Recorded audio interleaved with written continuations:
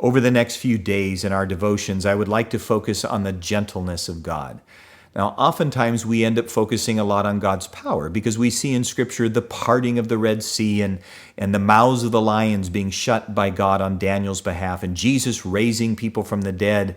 And there's much there about God's power and might, and rightly so. It's fully displayed in the Scriptures. It's part of who God is.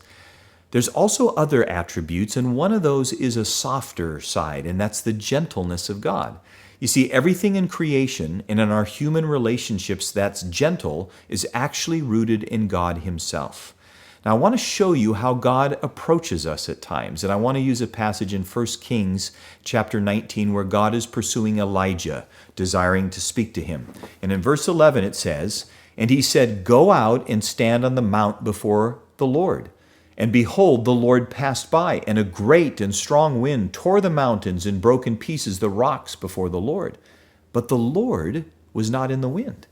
And after the wind, an earthquake. But the Lord was not in the earthquake. And after the earthquake, a fire. But the Lord was not in the fire. And after the fire, the sound of a low whisper." And it's in that low whisper that Elijah encountered God. Do we understand that there are times in the way that God pursues us and approaches us? It's not in the big thunderous sounds, but it's in the gentle whispers of God. And I want to encourage you to look around you because God knows where you're at. He knows what's going on and He knows what you need. Pay attention to how God may be wooing you afresh to draw close to Him. Is there whispers there?